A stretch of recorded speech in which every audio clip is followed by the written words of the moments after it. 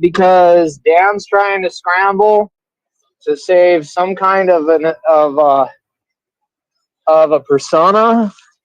Like I'm really starting to wonder, man. Like at Proverbs guys, they're making me ask a lot of questions. It's funny because everyone that Steven's introduced me to, he's warning me against, right? And it's like, dude, like these are the people that you claim to try to save. Now all of a sudden, like Christian's a Satanist, even though you acknowledge that he was a Christian before. Like you're being inconsistent and everywhere. So yeah, I mean, I can't imagine. Like I don't know, man. Like he's got some kind of method for cloaking his sleaze. I don't know what it is, but he's really, really good at it because I used to pride myself on being an excellent judge of character. I take all that back today. I don't know. Like, I didn't expect Steven to be like this, man. Like, yeah, but I guess what do you expect from a guy who's got, like, child support out the ass and a bunch of obligations and responsibilities he doesn't take care of? I learned my lesson. Steven has opened my eyes to the idea that maybe I can be fooled. It's possible. I didn't think it was possible for a person to fool me because I always expected everyone to rip me off and lie to me, but I didn't expect that of Steven. He ripped you off? I don't know how Steven has such great company. Like he knows a lot of really cool people, right? Like, and it seems like none of them really have a good opinion about him lately. It's getting kind of sad. Do you like Dan? Dan? I didn't never not like Dan, but like I don't know. The man seems off a little bit to me. I don't think his mail order bride is the thing that bothers me. I think it's his lack of ability to let people say what they're really thinking. He's got to put his fingers in people's mouths and feel like he's in control of the conversation. And he kept trying to get me to be a host, and I was like, I don't want it because I see what happens to your hosts, and I see how you treat them. And I don't know, man. I just wish Steven would stop pretending like I don't even know. Like he declared war, then he declared peace, made a bunch of moves, didn't care about what anybody thought or said. Every objection was wrong because he had the special mandate from God. You just can't deal with someone like that. How do you deal with someone like that? How do you talk to someone who thinks they have a direct line to God and their every decision is sanctioned and sanctified by God? I don't know how you talk to somebody like that. I think he thinks he's Jesus on the cross.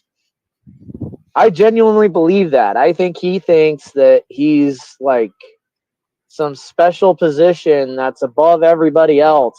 And I don't know what it is because I don't see anything particularly special. I mean, I see him trying to be a religious man, trying to cultivate a YouTube video a lot more than he does try to save souls or call out atheists because he thinks that somehow it's going to garner him some of that.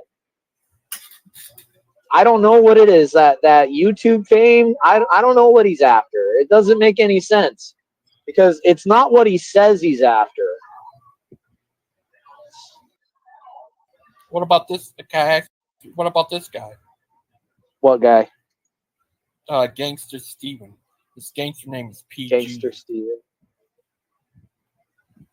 I don't know, man. I'm just done. I'm done pretending like I'm friends with somebody who doesn't really want to be my friend.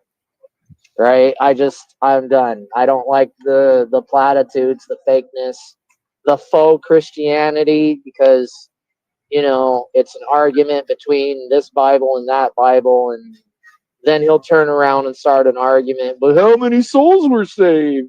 It's like, dude, you're not trying to save souls if you're bringing up arguments with people about evolution. Okay? You're trying to win a conversation, but you're not being honest with yourself, Steven. You're just not. Would you ever like to talk to Steven about this? No, I think I've spoken my piece to Steven. I don't think he's going to listen. I've seen him have many people try to reach out to him, right? And he never shifts his position, or if he does, it doesn't take long before he snaps back like a reflex. Look at it. Look at how many people have been on his show and are gone now. Like, no explanation, nothing. Like, the problem can't be everyone else every single time. It can't be. That doesn't make sense. Okay? And if the one consistent thing throughout the whole freaking ordeal is Steven, then Steven's going to have to accept his portion of the problem, right? But he's not going to do that. He's hiding behind his shield of lying Judah, pretending like it means something.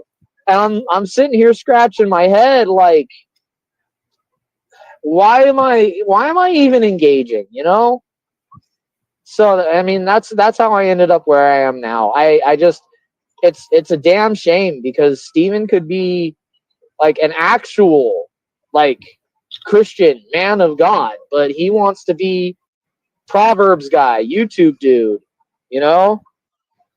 trying to garner some kind of YouTube clout. And that's all I see. I don't see him. I just don't see it, right? I could have taken him up on his offer to come work on his peanut farm right before he got kicked out, right? Like, I kind of see why, like I wish I could have ignored it. I don't think he has the ability to be honest. I don't. I really don't. I think there's many, many examples of it that are staring us right in the face. And until he's confronted with the truth, I don't think he's ever going to actually grow. Who are we talking about? Who's not going to grow? Steven. I wish Proverbs guys would nominate Steven as their new president and fire Dan.